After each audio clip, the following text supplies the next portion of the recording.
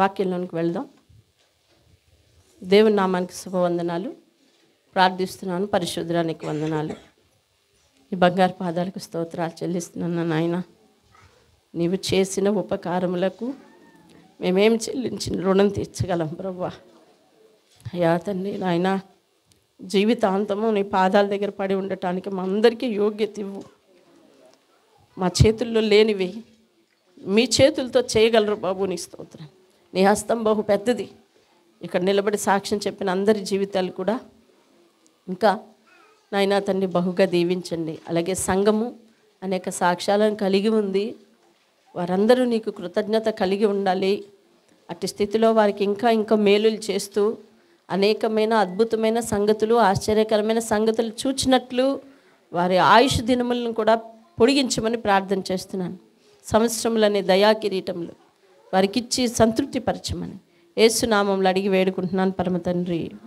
ఆమేన్. దేవునికి స్తోత్రం. హల్లెలూయా. పరిస్థితులకు అనుగుణంగా దేవుడు ఇచ్చిన వాక్యము దానియేలు గ్రంథంలో నెబుకద్నెజరుకు ఒక కల వచ్చింది. గుర్తుందా? మీకు గుర్తుందా? దానియేలు గ్రంథంలో నెబుకద్నెజరుకు ఒక కల వచ్చింది.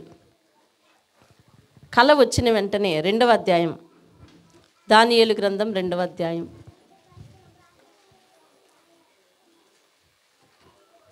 17వ వచనాన్ని చదువుదాం అందరం. అప్పుడు దానియేలు తన ఇంటికి పోయి, చెప్పండి, తన స్నేహితులైన అవును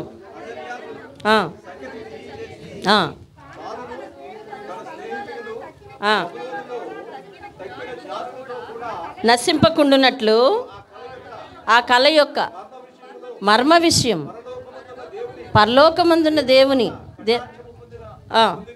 పొందు నిమిత్తమై ఆయనను వేడుకొనుడని వారిని, దేవునికి స్తోత్రం కలుగునుగా, ఎవరిని హెచ్చరించాడంట? స్నేహితులను హెచ్చరించాడంట. ఏం జరిగింది? ఆ దేశంలో వీరు ఆ దేశానికి బానిసలుగా వెళ్ళున్నారు. అయితే రాజు ఏం చేశాడంటే, చాలామంది యవ్వనస్తులను ఈ దేశం తీసుకొచ్చారు కదా, వారందరికీ కల్దీయుల భాష నేర్పండి. మన సంస్థానంలో వారు పనిచేయాల్సి ఉంది కాబట్టి వారు ఆరోగ్యవంతులుగా ఉండాలి. కాబట్టి నేను తినే ఆహారం, రాజు ఏమి భోజనం చేస్తాడో ఆ భోజన పదార్థాలు వారు మన సంస్థానంలో పని చేయాలి, ఆరోగ్యవంతులుగా ఫిట్గా పనిచేయాలి. కాబట్టి నేనే ఆహారం తింటానో వారికి ఆ ఆహారం అందించండి అని చెప్పినప్పుడు అందరికీ ఆ ఆహారాన్ని తీసుకొచ్చి ఇచ్చారు. జాగ్రత్తగా వినండి. వీరు వెళ్ళింది వేరే దేశం. ఆ దేశానికి వీళ్ళు ఎలా వెళ్ళారు? పట్టబడి వెళ్ళారు. అంటే వీళ్ళ రాజు యుద్ధంలో ఓడిపోతే వీళ్ళందరినీ అవతల రాజు ఏం చేశాడు? తీసుకుని పోయాడు ఆ దేశం. వారిలో యవ్వనస్తులందరినీ తన సంస్థానంలో పనివారిగా పెట్టుకోవాలని, ఒక ముఖ్యమైన సంస్థానాల మీద ఉంచాలని, ఆరోగ్యవంతులుగా ఉండాలని ఒక ఆఫర్. వీళ్ళకి మన పనిద్దామయ్యా, కల్దీల భాష మన భాష నేర్పి వీళ్ళకి మంచి భోజనం పెట్టించాం. బానిస దేశంలో మంచి భోజనం దొరకడం కష్టమేనా సులువా? కష్టమే. అంటే వీళ్ళకి బంపర్ ఆఫర్ దొరికిందా లేదా చెప్పండి? ఏమి మీకు ఆఫర్ లేదన్నా చెప్పండి. బంపర్ ఆఫర్ దొరికిందా లేదా? బానిసలుగా ఉన్నవారు ఎలా ఉంటారు కదా, తెలుసు కదా మీ అందరికీ. కానీ వీళ్ళకి బంపర్ ఆఫర్ దొరికితే దానియేలు తన 3 స్నేహితులు, షద్రకు, మేషకు, అబేద్నెగో అనే 3 స్నేహితులు, వీరు కలిపి 4, వీళ్ళు 4 ఒక తీర్మానం చేసుకున్నారు. అయ్యా, ఇది మన దేశం కాదు, ఇక్కడ మన దేవుడు లేడు. వీరు మాంసాహారాలు తింటారు అంటే ఏది బలిచ్చి తీసుకొస్తారో. కాబట్టి ఒక పని చేద్దాం, మనం ఆ భోజనం చెయ్యొద్దంటే ఎలా? ఆయనతో చెప్పాడు, అయ్యా మాకు ఇవన్నీ అలవాట్లేవు, శాకధాన్యాలు ఇవ్వండి, మేము అదే వండుకొని తింటాము అన్నారు. మనం ఎక్కడికైనా వెళ్తే మన భోజనాలు కాకపోయినా పర్లేదు, ఎన్వి పెడితే చాలు అన్నట్టు ఆలోచించకూడదు. ఎక్కడైనా దేవుని విషయంలో నువ్వు నమ్మకంగా ఉండగలగాలి. ఆ ఆఫర్ని దానియేలు తిరగదోశాడు. ఆ నాయకుడు అన్నాడు, మరి మీరందరూ శాఖధాన్యాలు తింటే ఆరోగ్యంగా కనిపించరు, అలా ఆరోగ్యంగా కనిపించకపోతే రాజు నన్ను దెబ్బలాడతాడు ఎలా అంటే, అయ్యా ఒక 10 దినాలు మమ్మల్ని గమనించండి అన్నారు. 1వ అధ్యాయం చివరి వచనం చదవండి. ఇంకా ముందు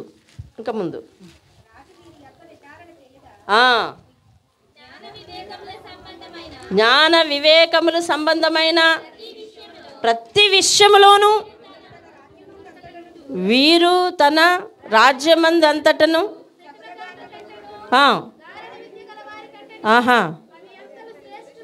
10 అంతలు శ్రేష్ఠులుగా ఉన్నారంటండి. దేవుని స్తోత్రం కలుగును గాక. హల్లెలూయా.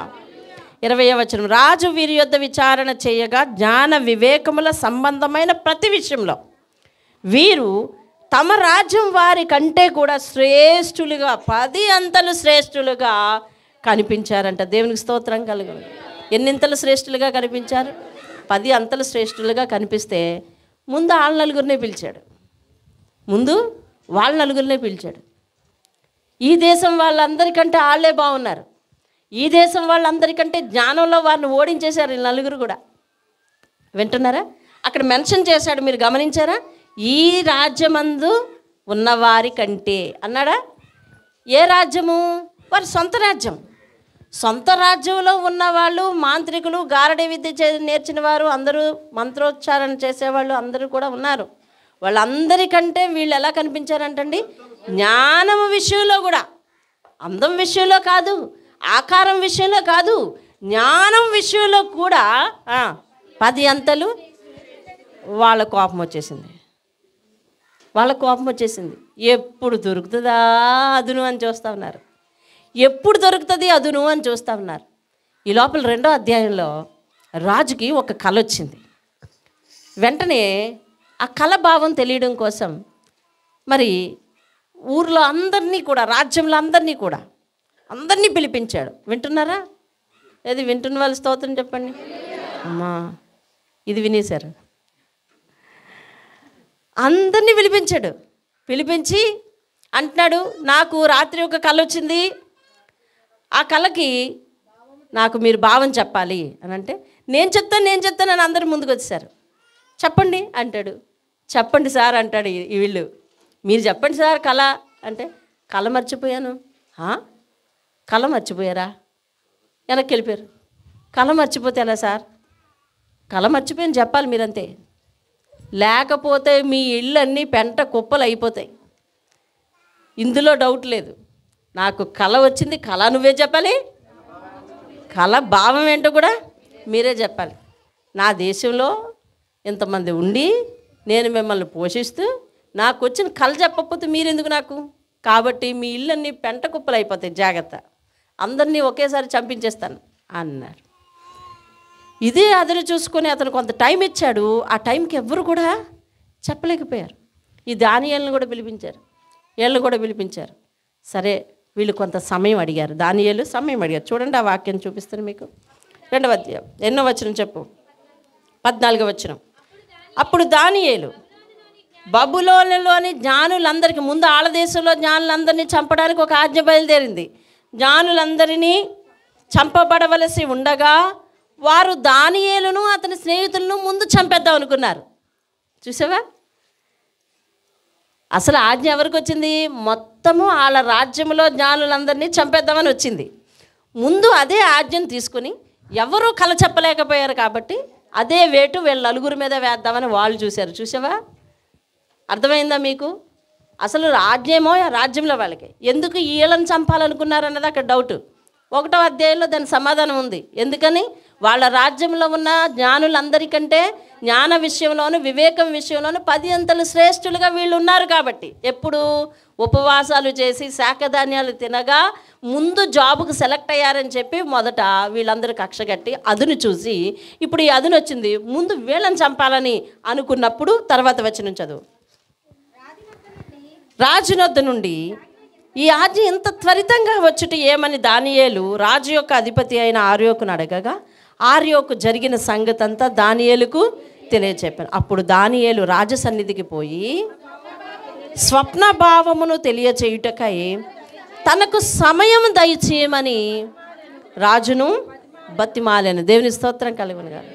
ముందు సమస్య ఎక్కడి నుండి వచ్చింది అంటే రాజుకు కళ వచ్చింది, అక్కడి నుండి వచ్చింది. కళ మర్చిపోయాడు కాబట్టి ముందు వాళ్ళ రాజ్యంలో వాళ్ళందరినీ మాంత్రికులను ఏమండి మరి గారడీ విద్య నేర్చే వాళ్ళని, సోది చెప్పే వాళ్ళని అందరినీ కూడా పిలిపించేసుకున్నాడు. పిలిపించేసుకుంటే ఎవరు చెప్పలేమనిపోయారు. చెప్పలేమంటే మీరు అందరూ చచ్చిపోతారన్నారు. ఈ చచ్చిపోతారు చంపేయాలి అన్న ఆజ్ఞను పట్టుకొని వాళ్ళు ఏం చేశారంటే వీళ్ళ మీదకి తిరగబడ్డారు. వీళ్ళ నలుగురిని గురిపెట్టారు. అప్పుడు ఎందుకు ఇలా ఏం జరుగుతుంది అని దానియేలు అడిగినప్పుడు దానియేలుకి చెప్పారు. వాళ్ళు ఏమనంటే ఇలా జరిగింది, రాజుగారికి ఒక కళ వచ్చింది, అదంతా మా చావుకు వచ్చింది కాబట్టి దాని భావం మాకు తెలియదు, కళ తెలియదు, కళ తెలిస్తే ఏదో ఒకటి చెప్పేద్దు అని అంటే రాజు సన్నిధికి దానియేలు నేరుగా వెళ్ళిపోయాడు. అంటే ఇంతకుముందు వీళ్ళని పిలవలేదు కదా.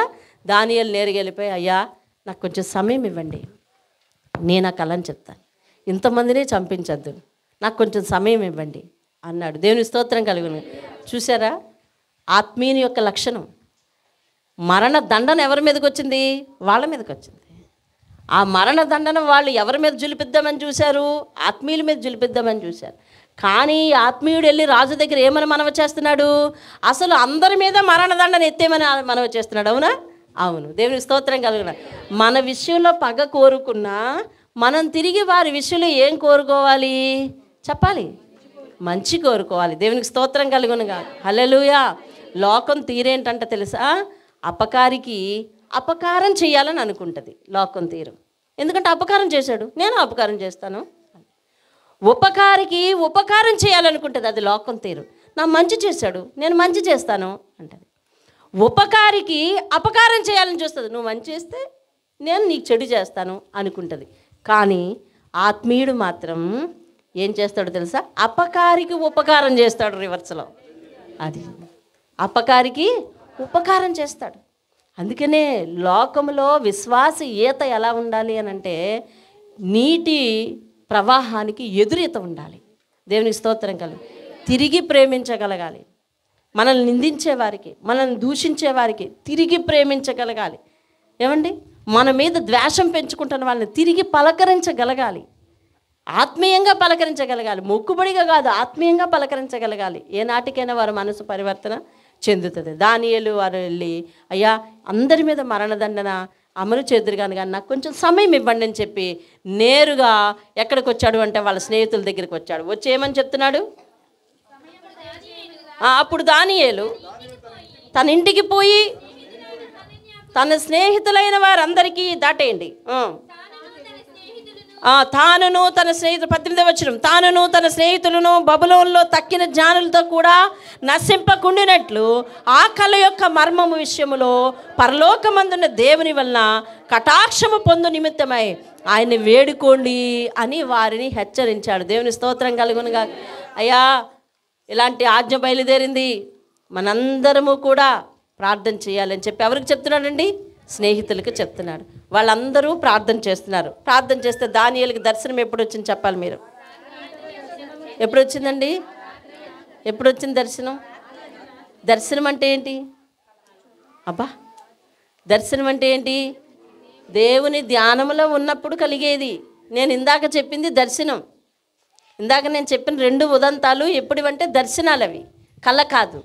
కళ అనేది మనం పడుకుంటే వచ్చేది. దర్శనం ఏది? మనము దేవుని ధ్యానంలో ఉన్నప్పుడు వచ్చేది దర్శనం కదా. దర్శనం వచ్చింది, రాత్రి యందు దర్శనం వచ్చింది. అంటే సివియారిటీని బట్టి ఆయన ఏం చేస్తున్నాడు? రాత్రి కూడా మెలకు కలిగి ప్రార్థన చేస్తున్నాడు.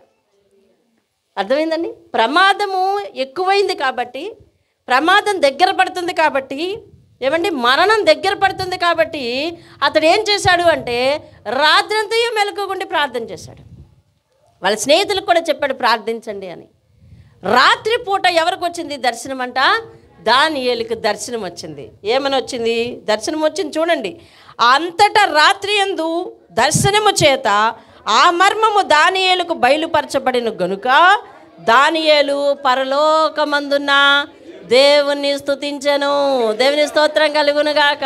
హల్లెలూయా, హల్లెలూయా. దేవుడు ఎప్పుడైతే ఆయనకు కావలసింది మరి ఆయన ప్రార్థించింది రివీల్ చేశాడో అంతటితో దేవుడు దానియేలు ప్రార్థన ఆపి ఆయన స్తుతించాడంట. దేవునికి స్తోత్రం కలుగునుగా. హల్లెలూయా, హల్లెలూయా. ఒక క్రైస్తవ భక్తి ఎట్లా ప్రారంభమవుతుందంటే దేవుడు తన మర్మాలను బయలుపరచడంతోనే ప్రారంభమవుతుంది. దేవునికి స్తోత్రం. దేవుడు తన మర్మాలను బయలుపరచడంతో ప్రారంభమవుతుంది. ప్రత్యక్షతలోనికి వెళ్ళాలి. ప్రత్యక్షత అనగా బయలుపరచుట. దేవుడు నీ భవిష్యత్తుని గురించి బయలుపరుస్తాడు. దేవుడు నీ కుటుంబం గురించి బయలుపరుస్తాడు. దేవుడు నీ జీవితం గురించి బయలుపరుస్తాడు. దేవుడు నీ పిల్లల గురించి బయలుపరుస్తాడు. దేవుడు నీ అసలు స్థితిని బయలుపరుస్తాడు. అన్నీ బయలుపరిచే దేవుడు. దేవుని స్తోత్రం కలుగును గాక. హల్లెలూయా. ఒక దర్శనాన్ని కను, దేవుని యందు ప్రార్థించు. ఒక దర్శనాన్ని కను, దేవుని యందు ప్రార్థించు. ఒక దర్శనం ఇవ్వమని అడుగు. దేవుడు తన దర్శనములో నీకు తెలియని సంగతులను రివీల్ చేస్తాడు, అనగా ప్రత్యక్ష పరుస్తాడు. దేవుని స్తోత్రం కలుగును. హల్లెలూయా. మనకు తెలియని సంగతులను తెలియపరిచే దేవుడు ఆయన. అందుకని దావీదు స్తుతిస్తున్నాడు. ఎలా స్తుతిస్తున్నాడు చూడండి. ఎట్లనగా దానియేలు దేవుణ్ణి స్తుతించెను. ఎట్లనగా దేవుడు జ్ఞాన బలములు గలవాడు. దేవునికి స్తోత్రం. నువ్వు చెప్పు, ఆయన స్తుతిస్తున్నాడు. అయ్యా నువ్వు జ్ఞాన బలములు గలవాడవు. ఇంకా యుగములన్నిటను దేవుని నామము స్తుతి నందును గాక. ఆయన కాలములను, అదిగో వినండి ఎలా స్తుతిస్తున్నాడు. ఆయన కాలములను సమయములను మార్చువాడు. ఆమేన్. ఇంకా రాజులను త్రోసివేయుచు నియమించుచు ఉన్నవాడు. రాజులను త్రోసివేయచ్చు. ఎవరిని తోసేస్తాడు? అదే ఎవరిని? ఆయన నడతల ప్రకారం ఆయన మాటను ధిక్కరించిన వారిని, అధికారం మీదనున్న అందలం మీదనున్న వారిని దించుతాడు కిందకి. అర్థమైందండి? అల్పులను అయోగ్యులను తీసుకెళ్ళి ఎక్కడ పెడతాడంటే అందలం మీద పెడతాడు. దేవునికి స్తోత్రం కలుగునగా. రాజులను తొలగించుచు నియమించుచు ఉన్నవాడును, వివేకులకు వివేకమును జ్ఞానులకు జ్ఞానమును అనుగ్రహించువాడై ఉన్నాడు. ఆయన మరుగు మాటలను మర్మములను బయలుపరచుచు అంధకారములోని సంగతులను ఆయనకు తెలియను. దేవుని స్తోత్రం కలుగును గాక. వెలుగు యొక్క నివాస స్థలము ఎక్కడున్నదంటండి? ఎవరి దగ్గర ఉన్నదంట? దేవుని యొద్ద. దేవుని స్తోత్రం కలుగును. మొదట దేవుడు ఎలాంటి వాడో నీకు ప్రత్యక్షత కావాలి, ప్రత్యక్షం కావాలి. ఆయన ఎలాంటి వాడు?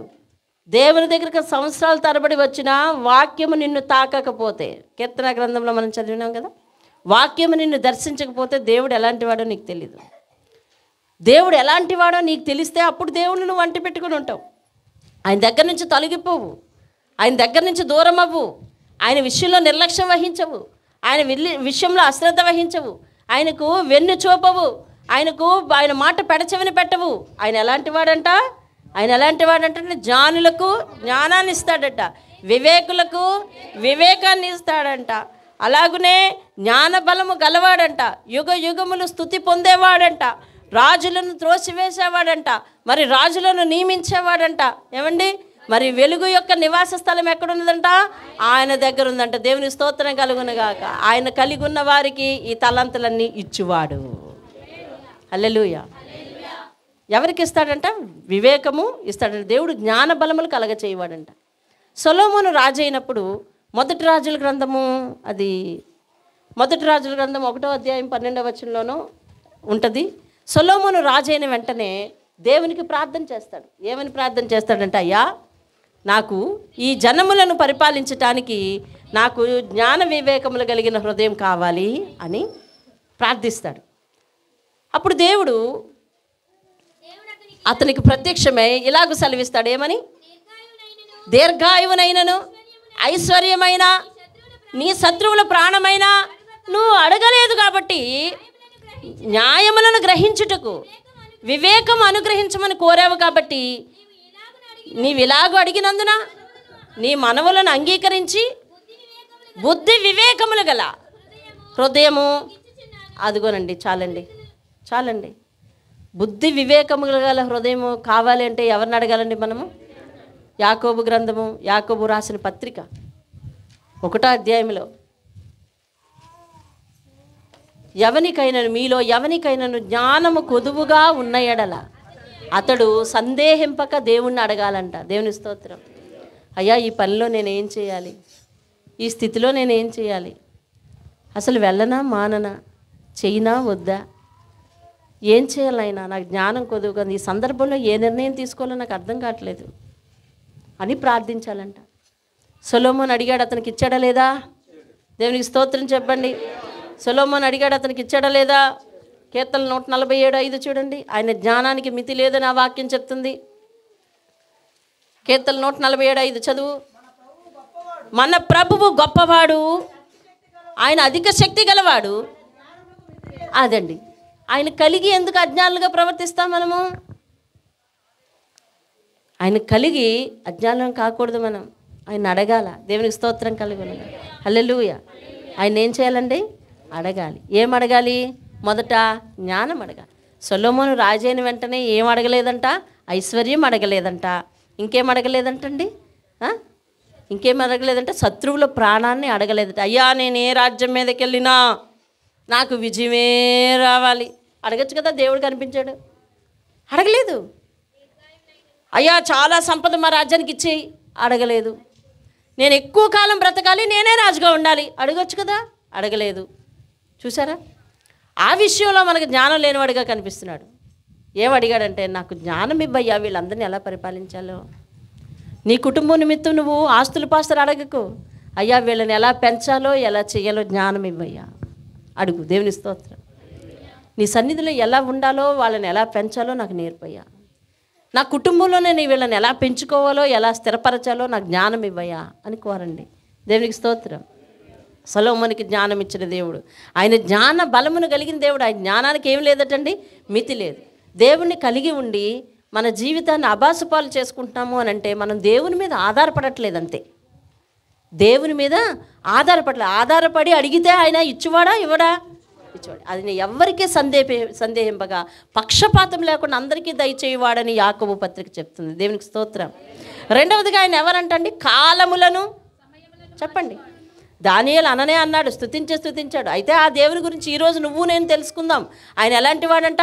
జ్ఞాన బలములు కలవాడంట. దేవునికి స్తోత్రం. ఆయన జ్ఞానానికి మితి లేదని ఏ వాక్యం చెప్తుంది? కీర్తనలు 147 వాక్యం చెప్తుంది. ఆయన జ్ఞానం ప్రసాదించినట్టుగా ఎవరికైనా ఆనవాళ్ళు ఉందా అంటే సొలొమోనుకు ప్రసాదించాడు ఆయన జ్ఞానాన్ని. ఎక్కడ? రాజుల గ్రంథంలో 1వ అధ్యాయంలో ప్రసాదించాడు. దేవునికి స్తోత్రం కలుగును గాక. అలాగునే మరి ఎలాంటి వాడంట దేవుడు? కాలములను సమయములను మార్చువాడంట. దేవునికి స్తోత్రం. కాలాన్ని మార్చువాడంట. హిజ్కియా జీవితంలో మరణకరమైన రోగం వచ్చినప్పుడు ఆయన ప్రాధేయపడి కన్నీరు విడిచి ప్రార్థన చేసినప్పుడు హిజ్కియాతో దేవుడు మాట్లాడాడు. మళ్ళీ ఏమనంటే, నీ ఆయుష్ను నేను 15 సంవత్సరములు పొడిగిస్తాను అని మాట్లాడాడు. దేవునికి స్తోత్రం కలుగును. నా జీవితంలో కూడా నేను కూడా మీకు సాక్ష్యం చెప్పున్నాను. గతంలో నా సమయం అయిపోయిందని అన్నప్పుడు నేను చంటి పిల్లల్ని చూపించి, 2 ఆడపిల్లలు చంటి పిల్లలు అయ్యా ఈ 2 ఆడపిల్లలను నేను వదిలి చనిపోతే మరి ఆడవాళ్ళు లేకుండా, తల్లి లేకుండా ఎలాగ బ్రతుకుతారు అని ఆయన ఎదుట నేను కంటనీరు పెట్టుకుని ఆయన బతిమాలినప్పుడు మళ్ళీ నన్ను ఇంకప్పుడే రావద్దు వెళ్ళిపోమన్నారు అన్నట్టు ఆ దర్శనంలోనే, ఆ గోడ మీద దర్శనంలో నేను చూడటం జరిగింది. దర్శనంలోనే చూడటం జరిగింది. అలా పొడిగించిన ఆయుష్ నేటికి ఇలాగ వచ్చాం. అలాగే దేవుడు మరలా కూడా మొన్న దర్శనాన్ని చూపించి మరి మరణ సమయం దగ్గర పడ్డ మమ్మల్ని ఏం చేశాడు చెప్పండి? కాలాన్ని పొడిగించాడు. దేవునికి స్తోత్రం కలుగునుగా. ఆయుష్ను పొడిగించాడు. ఆయన ఏమైనా చేయగలడు. కాబట్టి హిజ్కియాకు 15 సంవత్సరములు ఆయుష్ను పొడిగిస్తున్నాను అని చెప్పాడు.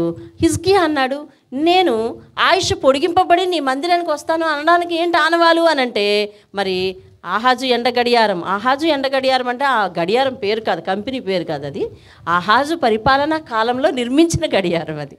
ఏమండి, అది అహూజా కంపెనీ ఏదో ఉంది గడియారాలు కదా. ఇంకేమున్నాయి చెప్పండి? అహూజా, హెచ్ఎంటి ఏవో ఉన్నాయి కదా గడియారాలు. అలాగా ఆహాజు కంపెనీ అనుకోవద్దు. ఆహాజు ఎండ గడియారం అంటే ఆహాజు పరిపాలనా కాలంలో నిర్మించిన గడియారం అది. ఏమండి, ఆ గడియారం మీద ఎండ మెట్లు 10 మెట్లు వెనక్కి వెళ్ళేటట్టు చేశాడు. కాలాన్ని మార్చడా లేదా? చెప్పాలండి, కాలాన్ని మార్చడా లేదా? కొత్త నిబంధన గ్రంథంలో లాజరు చనిపోయాడు, అవునా? యూదుల మతాచారం ప్రకారమట 3 రోజులు చనిపోయి 3 రోజులు అయిపోయిన తర్వాత 3 రోజుల వరకు వారి ఆత్మ భూమి మీద సంచరిస్తుందని, 3 రోజులు అయిపోతే ఇంకా ఆత్మ బయటికి వెళ్ళిపోతుందని, ఇంకా తిరిగి బ్రతకరని వాళ్ళ నమ్మకం అంట. అందుకని లాజరు చనిపోయిన వెంటనే ఈయనకి కబురు వచ్చింది. అయినా కానీ దేవుడు వారి విశ్వాసాన్ని తప్పు అని చెప్పడానికి, చనిపోయిన తర్వాత ఏ ఆత్మ భూమి మీద ఉండదు. మీకుందా అలాంటి అనుమానం ఏమన్నా? చెప్పాలి. ఉందా? ఉంటే ఉందని ఒప్పుకోండి. ఎవరైనా చనిపోయిన తర్వాత ఆత్మ భూమి మీద ఉంటుంది, వారే దయ్యమై వస్తారని ఎంతమందికి నమ్మకం ఉంది? చెప్పండి, పర్వాలేదు అంటారు. ఆవిడ యథార్థంగా ఒప్పుకున్నారండి. అంటారు కాదు, మీరు నమ్ముతున్నారా? మిగతా వాళ్ళు చెప్పాలి. ఓహో, ఎంత స్ట్రిక్ట్ అండి మీరు అందరూ. మంచి యూనిటీ, మంచి ఐక్యత కూడా. ఎలా చూసుకుంటారు, పక్కన చూసుకుంటారు. ఎవరు ఎత్తలే, మనం ఎత్తకూడదండి. ఏమండి, ఎత్తలేదు సరే నేనే ఎత్తుతాను మీ అందరి తరపున. సరే వినండి, చనిపోయిన తర్వాత ఏ ఆత్మ భూమి మీద ఉండదు. మన నేత్రం ఇక్కడ మూయబడిన వెంటనే ఎక్కడికి వెళ్ళిపోవాలండి? దేవుని దగ్గరికి వెళ్ళిపోవాలి. దేవుని స్తోత్రం కదా. నరులారా తిరిగి రమ్మని దేవుడు సెలవిస్తున్నాడు. ఆత్మ తాను దయచేసిన దేవుని దగ్గరికి వెళ్ళిపోద్దంట. దేహం ఎక్కడికి వెళ్ళిపోద్దంట? మంటికి వెళ్ళిపోద్దంటండి. వారి విశ్వాసం తప్పని చెప్పటానికి దేవుడు ఏం చేశాడంటే, యేసయ్య ఏం చేశాడంటే 3 రోజులు ఆగి వచ్చాడు. 3 రోజులు ఆగి వచ్చాడు. అందుకే అక్కడ పెట్టమన్నది. సరే పర్లేదు. 3 రోజులు ఆగి వచ్చాడు. 4వ రోజు అయిపోయింది. వాళ్ళందరూ అంటున్నారు ఇంక బతకడు. ఇప్పుడు వచ్చేవిటి? ఇంక బతకడు. మార్త అంటుంది, నువ్వు ఉంటే ఇలా జరగకపోను అంటే ఇప్పుడు జరగదు అని చెప్తుంది. నువ్వు ఉంటే ఇలా జరగకపోను అంటున్నారు 2 అక్క చెల్లెళ్ళు. మిగిలిన వారందరూ అంటున్నారు ఇంక అవ్వదు, 3 రోజులు అయిపోయింది. కానీ 4వ రోజునే దేవుడు ఏమని పిలిచాడంటే, లాజరు బయటికి రా అని పిలిచాడు. దేవునికి స్తోత్రం కలుగు. మార్చాడా లేదా కాలాన్ని? చెప్పండి. మార్చాడా లేదా కాలాన్ని? మార్చాడా? నీ ఒళ్ళో ఉన్న పిల్లల వయసు ఎంతో లెక్క వెయ్యు. వాడిని రేపు స్థిరపరచాలంటే నీకు ఎన్ని సంవత్సరాల ఆయుష్ కావాలో దేవుడిని అడుగు. దేవుడు ఇస్తాడు. నాకు ఇచ్చాడు. అయ్యా నా పిల్లలను స్థిరపరిచే వరకు, ఆడపిల్లలను అయ్యా ఒక ఇంటికి చేసే వరకు, వారు బాధ్యతలు ఎత్తే వరకు ఉంచయ్యా అని బ్రతిమాలుకుంటే దేవుడు ఇస్తాడు. అడుగు. నీ పిల్లల బాధ్యతలు నెరవేర్చుకుంటే ఎక్కడికి వెళ్ళిపోతావు? దేవుణ్ణి అడుగు, ఇస్తాడు. దేవునికి స్తోత్రం కలుగును. దేవుణ్ణి అడుగు, ఇస్తాడు అంటున్నాను నేను. దేవుణ్ణి అడుగు, ఇస్తాడు. ఎలా అడగాలి? హిజ్కియా అడిగాడు కదా, ఎలా అడగాలి? అయ్యా నేను యథార్థవర్తనుడనై నీ సన్నిధిలో నేను ఎలా నడుచుకున్నాను అంటే, నడుచుకున్నాను కదా. నడుచుకుని అడగండి, దేవుడు ఇస్తాడు. ఖచ్చితంగా ఆయుష్ను పొడిగిస్తాడు. దేవుని స్తోత్రం కలుగును. ఆయన పని చేస్తే నిన్ను ఇంకా ఉండనిస్తాడు. ఆయన పరిచర్యలో పనిచేసి పాల్గొంటే నిన్ను ఇంకా ఉండనిస్తాడు. ఆయన్ని స్తుతిస్తూ ఉంటే ఇంకా ఉండనిస్తాడు. నువ్వు ప్రార్థనా పరుడివైతే ఇంకా ఉండనిస్తాడు. నువ్వు ఇంకా సువార్త చేసేవాడివైతే ఇంకా ఉండనిస్తాడు. ఆయన పని చేసేవారంటే ఆయనకి ఇష్టం. దేవుని స్తోత్రం కలుగును గాక. ఆయన పని చేసేవారి కొరకు ఆయన పని చేస్తాడు తిరిగి. ఆయన పని చేసేవారి కొరకు ఆయనే తిరిగి పని చేస్తూ ఉంటాడు. ఇలా ఇక్కడ కూర్చున్న వాళ్ళు ఎంతోమంది మట్టిలో కలిసిపోవాల్సిన వాళ్ళు కదా. ఎవరు పొడిగించారు మీ ఆయుష్? దేవుడు పొడిగించాడు. మీరు అడగకపోయినా పొడిగించాడు. మీరు అడగకపోయినా ఆపదల నుండి తప్పించాడు. అలాంటి దేవుని దగ్గర ఆయన పరిచర్యకు సమర్పించుకొని మాట వెనక్కి తీసుకోవద్దు. రుణపడుండు. నీ రుణం తీర్చుకునే అవకాశం ఎలా అయ్యా అని అడుగు.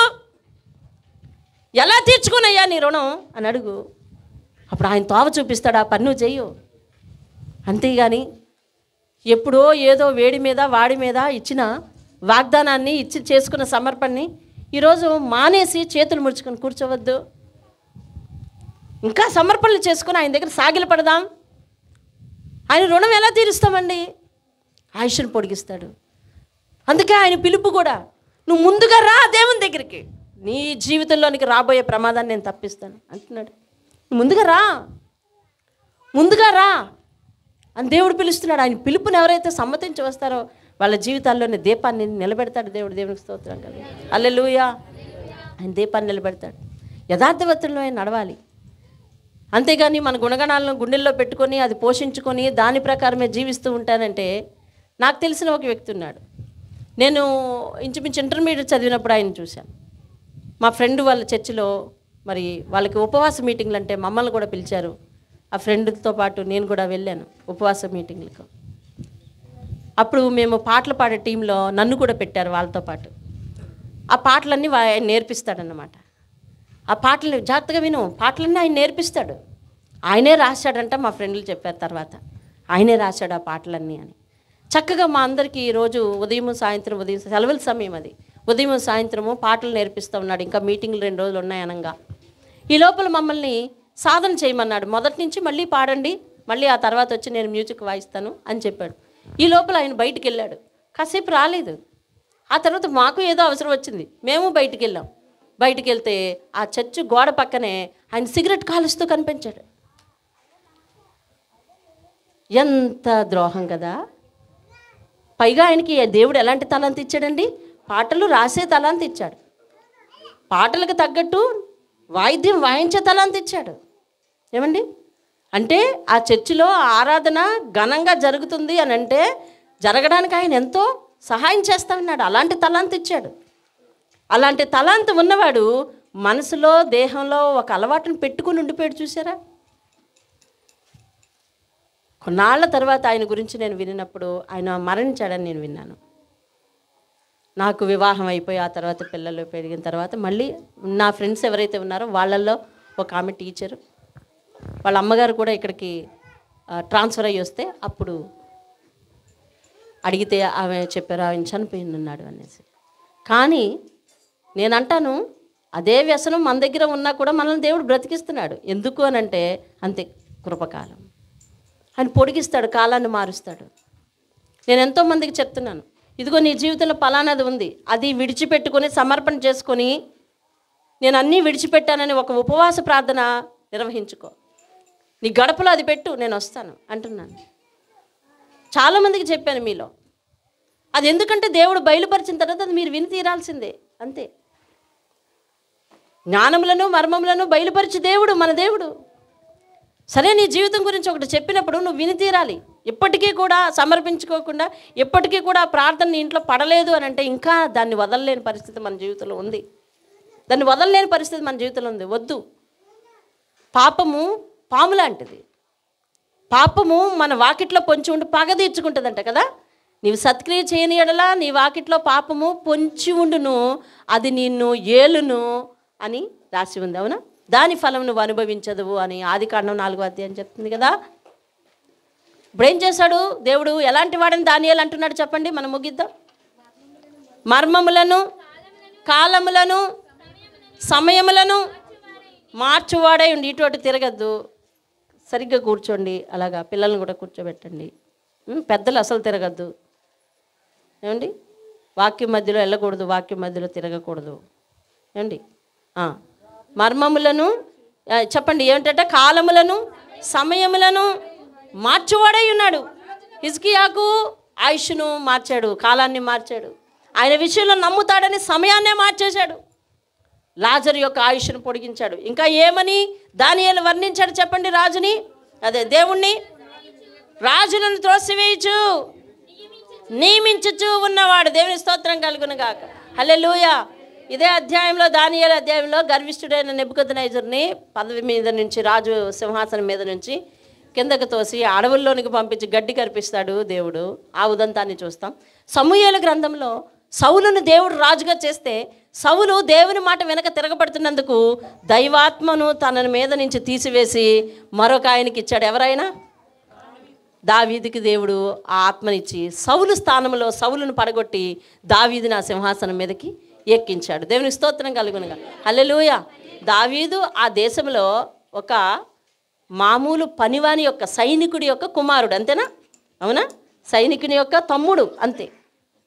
సైన్యానికి సంబంధించిన ఒక వ్యక్తి, సాధారణ వ్యక్తి. అనుకోకుండా గొల్యాతుని చంపడానికి వెళ్ళాడు. ఆయన రాజు చేసిన వాగ్దానం ఏంటంటే, ఎవరైతే గొల్యాతుని చంపుతారో నా కుమార్తెనిచ్చి వివాహం చేస్తానన్నాడు. ఆ వాగ్దానం చొప్పున అల్లుడైపోయాడు, అంతవరకే. కానీ రాజుని చేయలేదు సౌలు ఇంకా. కానీ సౌలు ఎప్పుడైతే దేవుని మాట ప్రకారం జీవించలేదో సౌలు దగ్గర నుంచి ఆ సింహాసనాన్ని తీసివేసి ఎవరికి ఇచ్చాడు దేవుడు? అక్కడ స్పష్టంగా రాసి ఉంటుంది 16వ అధ్యాయం దాటిన తర్వాత, సౌలు మీద నుంచి దేవుని ఆత్మ పోయి దురాత్మ ఒకటి సౌలు మీదకి వచ్చింది అని. దేవుని స్తోత్రం కలుగునుగాక. అంటే ఆయన ఏమైనా చేయగలడు నీ దేవుడు. నీ దేవుని గురించి నీకు తెలియాలి. అసలు ఏదో అందరిలాగే దేవుని నమ్ముకున్నాను, అందరికీ ఎలాగ దేవుడు ఉన్నాడో నాకు ఒక దేవుడు ఉన్నాడు. అతను నన్ను ఏ విషయాన్ని గమనించడు, ఏ విషయాన్ని పట్టించుకోడని చెప్పి మన వంతు మనం జీవించడానికి వీల్లేదు. ఇంకను ఏమన్నాడంటండి, మరి వివేకులకు వివేకమును జ్ఞానులకు జ్ఞానమును మనుగ్రహించువాడు, మరుగు మాటలను మర్మములను బయలుపరచు దేవుడు. దేవుని స్తోత్రం కలుగును గాక. హల్లెలూయా. మన పాపాన్ని లేదా మనం చేసిన మరి అవిధేయ క్రియలను బయలుపరిచే దేవుడు. నీది నీకే చూపిస్తాడు, లేదా నీది సేవకులకు చూపిస్తాడు. దావీదు చేసిన పాపం, దావీదు ఒకనాడు పాపం చేశాడు, అవునా? యుద్ధానికి వెళ్లకుండా ఇంటి దగ్గర ఉండి చక్కగా ఒక పాపం చేశాడు. ఆ పాపము దేవుడు ఎవరికి తెలియజేశాడు చెప్పండి? చెప్పాలి, వాక్య జ్ఞానం ఉన్నవాళ్ళు చెప్పాలి. ఎవరికి తెలియజేశాడు?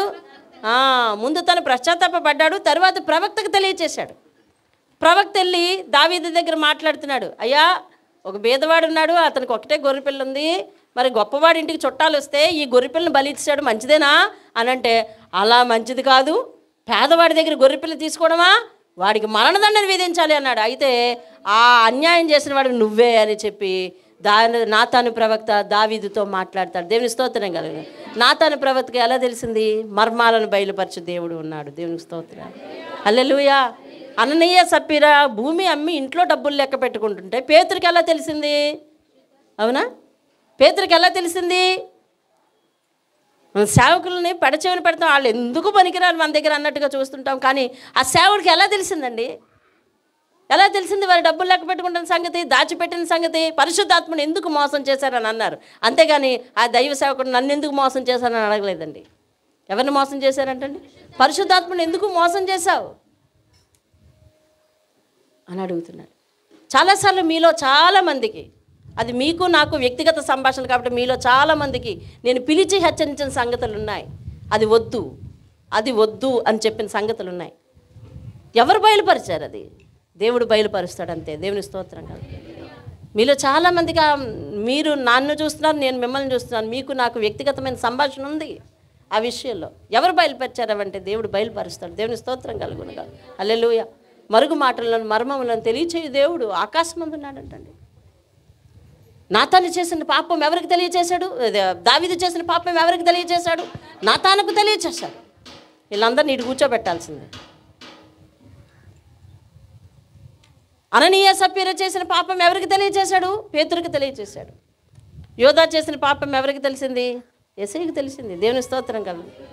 ఎందుకయ్యా నన్ను అప్పగించడానికి ఇన్ని పాటలు? ఎందుకు నన్ను అప్పగించడానికి ఇన్ని పాటలు? ఈ ముద్దులు ఎందుకు అంటా ఉన్నాడు. అర్థమైందండి? ఈ ముద్దులు ఎందుకు అయ్యా పెట్టేస్తున్నావు తెగ అన్నాడా? వీళ్ళు ఎంతమందికి యోధా ముద్దు పెట్టాడు యేసయ్యకని తెలుసు చెప్పండి? ఎంతమందికి తెలుసు? ఏ ముద్దది? అప్పగించే ముద్దు. ఏమండి? అప్పగించే ముద్దు. కాబట్టి ప్రేమను ఆ రీతిగా వ్యక్తపరిచాడు. అప్పుడు యేసయ్య ఖండించాడు. ఏమనంటే, ఎందుకయ్యా ఈ ముద్దు? నన్ను అప్పగించటానిక? అతడు ఆయనను అప్పగిస్తాడని ఆయనకి అప్పుడే తెలుసా? ముద్దు పెట్టేటప్పుడే తెలుసా? ముందే తెలుసు. ఎప్పుడు? వారు భోజనం చేస్తున్నప్పుడే, ఈ రాత్రి మీలో నన్ను ఒకడు అప్పగిస్తాడని అంటే మిగతా వాళ్ళందరూ బాబు నేనా నేను ఎప్పుడు నిన్ను అలా చేయనా, నిన్నెప్పుడు అలా చేయనే అని అంటా ఉంటే కరెక్ట్గా ఈ మాటలు అవుతున్న సమయానికి యోధా దగ్గరికి వచ్చి ఆయన రొట్టిస్తున్నాడు. యోధా ఏమో అందులో చేయి పెట్టాడు, ఈయన కూడా ఇరిపి అందులో చేయి పెడుతున్నాడు. నాతో పాటు నా పాత్రలో చేయి ముంచిన వాడే చెప్పాడు. అందరికీ చెప్పాడు. రాత్రి అందరికీ చెప్పాడు. ఎవరికి బయలుపరుస్తున్నారు? మర్మములను బయలుపరచు దేవుడు పరలోకమందున్నాడు. దానియేలు అదే చెప్తున్నాడు చూడండి. దానియేలు రాసిన గ్రంథము 27వ వచనం. దానియేలు 2వ అధ్యాయము 27వ వచనాన్ని నేను చదువుతున్నాను. దానియేలు రాజు సముఖములో ఈలాగు ప్రత్యుత్తరం ఇచ్చెను. రాజు అడిగిన ఈ మర్మము జ్ఞానులైనను గారడి విద్య గలవారైనను శకునగాండ్రైనను జ్యోతిష్కులైనను తెలియ చెప్పచాలరు. అయితే మర్మములను బయలుపరచు దేవుడు పరలోకమందున్నాడు. There is a God in heaven who reveals secrets.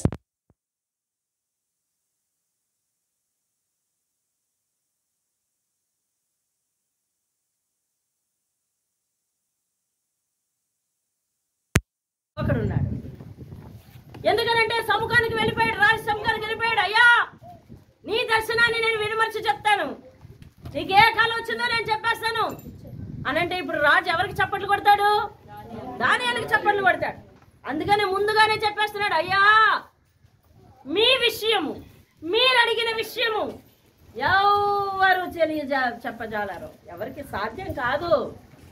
అయితే నేను ఎలా చెప్పడానికి వచ్చానో అది వినండి, నేను ఎలా చెప్పడానికి వచ్చానో అది వినండి. మర్మములను బయలుపరచు దేవుడు పరలోకమందు నాకున్నాడు. దేవుని స్తోత్రం కలుగుగాక. హల్లెలూయా. నువ్వు చెప్పు, మర్మములను బయలుపరచు దేవుడు పరలోకమందు నాకున్నాడు. దేవుని స్తోత్రం. హల్లెలూయా. ఏ మర్మాలను బయలుపరుస్తాడు? అందరి సీక్రెట్లు నీకు చూపించడు.